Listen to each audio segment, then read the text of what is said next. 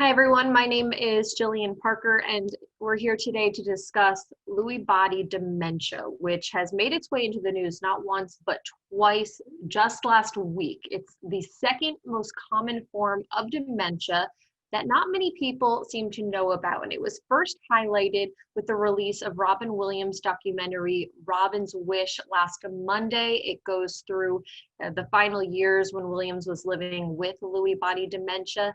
Just 2 days after the documentary release, one of the most well-known New York Mets players, Tom Seaver, died in his sleep from complications of Lewy body dementia and COVID-19. So what is Lewy body dementia? We have Dr. David Gill, neurologist and director of Unity Hospital's Memory Center, joining us today to answer some of those questions. Dr. Gill, thanks for taking some time today. Oh, sure. Thanks for having me.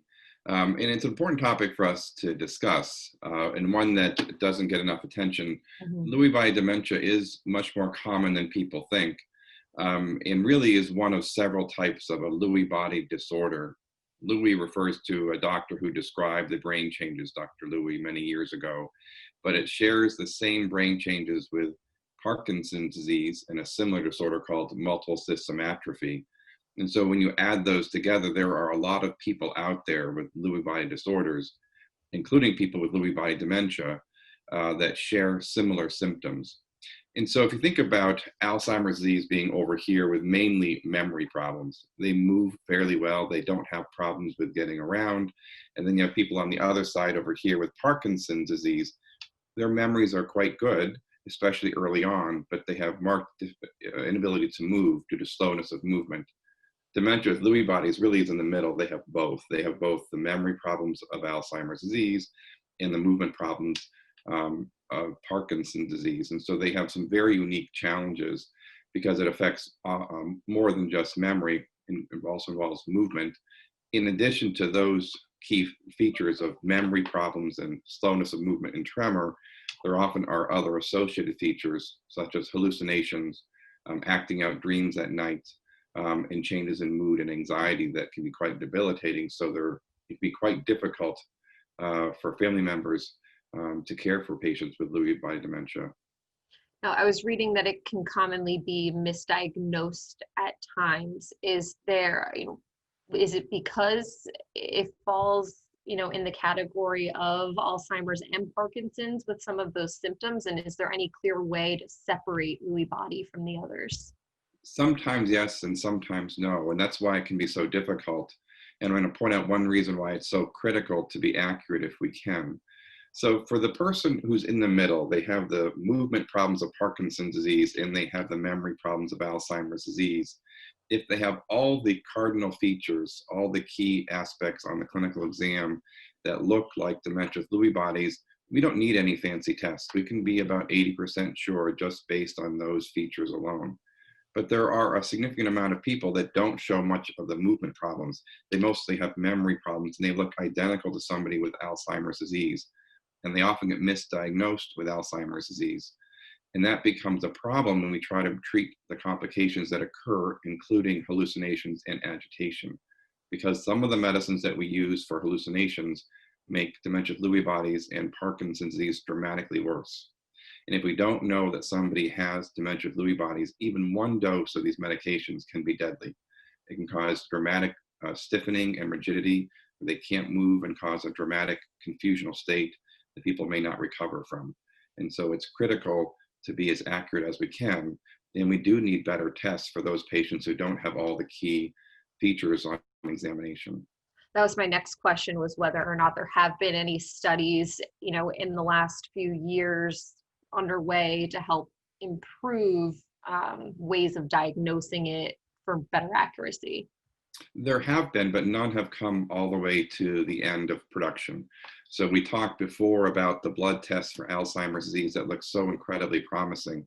They're working on something similar for dementia with Lewy bodies, but aren't there yet. Many of these disorders, whether it be Parkinson's disease, dementia with Lewy bodies, Alzheimer's disease, somehow they all lead to or are caused by a buildup of different proteins in the brain. For Alzheimer's disease, it's the amyloid and tau proteins. And for dementia with Lewy bodies, it's a different protein plus amyloid, so it's alpha-synuclein. And so they're looking at, just like with Alzheimer's disease, a blood test for the amyloid and tau protein. They're looking at blood tests for the alpha-synuclein protein, and they're just not far enough along yet. And you mentioned some of the signs and some of the overlapping signs between the three. Are there any, specific early stage warning signs in particular that separate it from Alzheimer's and Parkinson's that people can be on the lookout for? There are, although we think about Parkinson's disease and dementia with Lewy bodies being incredibly similar. In fact, they may be the same disease, and there aren't any tests, and there may never be tests that can tell between the two. And that ends up being okay because we treat them just the same. So it's the key distinction is it dementia with Lewy bodies, or is it a different type of dementia like Alzheimer's disease?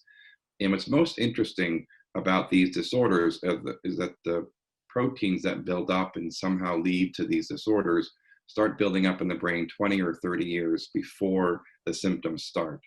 And that's an interesting thing for several reasons. One is maybe there are things we can do before symptoms start to prevent the disorder from happening.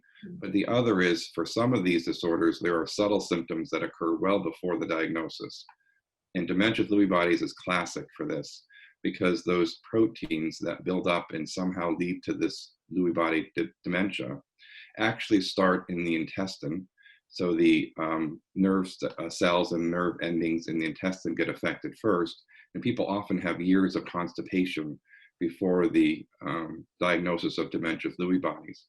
It then tends to deposit in the nerve to the nose, so people lose sense of smell, and then it deposits in the base of the brainstem that allows us to be paralyzed while we sleep during dreams.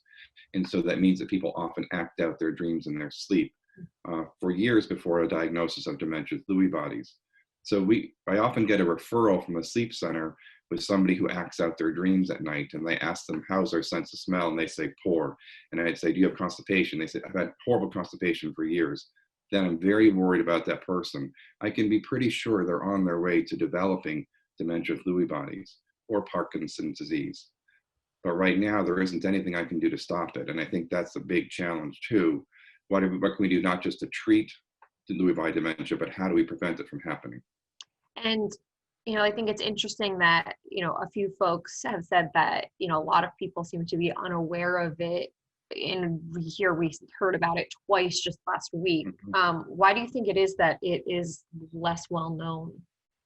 Well, it's less common. So if you think about dementia in general, and the term dementia is a term that's not very helpful, but it's used a lot. The term dementia just means bad memory problems. It usually is reserved to mean or refer to someone with a progressive disorder of memory. So someone who has a bad memory and it just gets worse and worse and worse. And the most common cause of that is Alzheimer's disease. So about 2/3 of people that come to see us with dementia have Alzheimer's disease. About 20 to 30% have dementia with Lewy bodies.